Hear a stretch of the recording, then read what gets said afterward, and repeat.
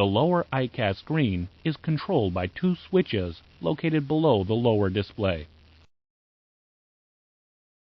Pressing the engine switch will display the secondary engine indicators, which will be covered in the power plant lesson. Pressing the switch a second time will remove these indications. Pressing the status switch will change the display to the status page on the lower EICAS screen. The upper left corner of the status page is used to check hydraulic quantity, auxiliary power units, EGT and RPM, and crew oxygen pressure. The lower left corner displays the flight control positions for the rudder, the ailerons, and the elevators.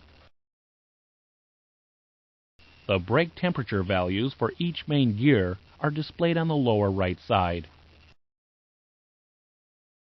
Status messages appear in white on the upper right side of the screen. These messages indicate equipment faults. The newest message appears at the top of the list and the oldest at the bottom. Should more status messages be present than appear on the screen, a page number appears on the bottom of the list.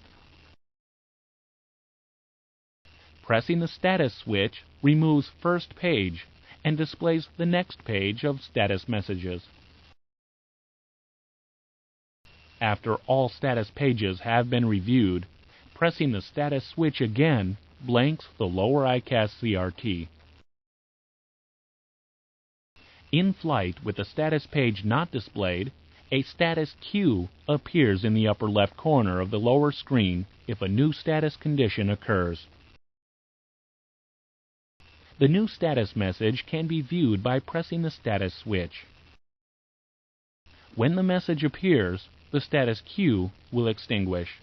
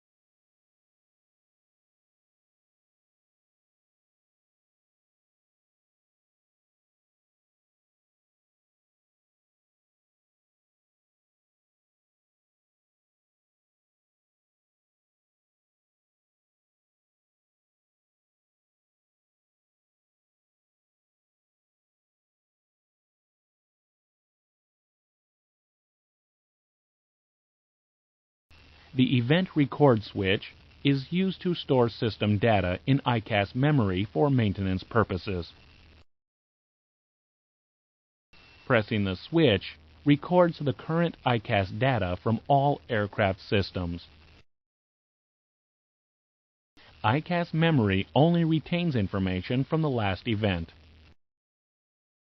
Each press of the event record switch erases the previous data and records the current EICAS data.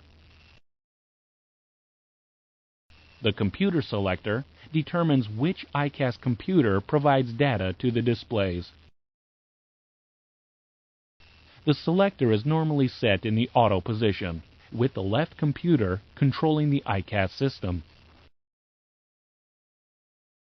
Should the left computer fail, control of the EICAS system is automatically switched to the right computer.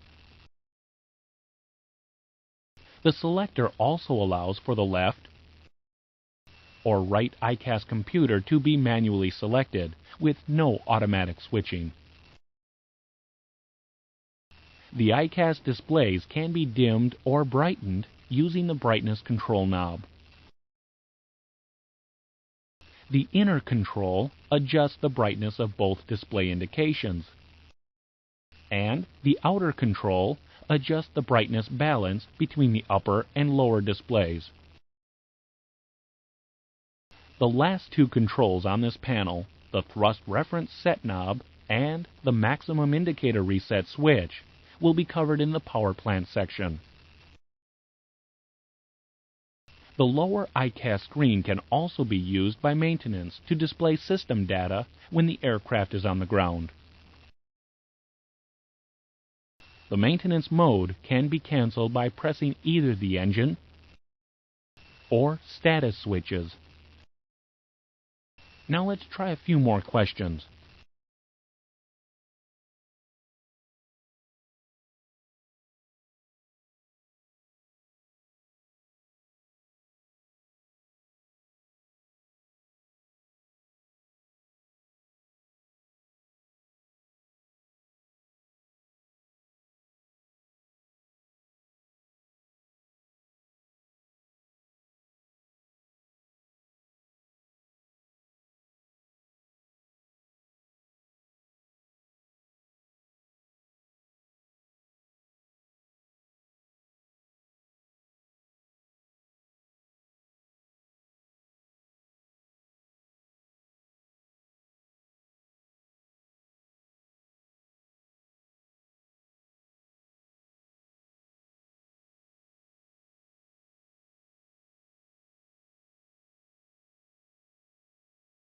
Now let's look at the EICAS abnormal operation.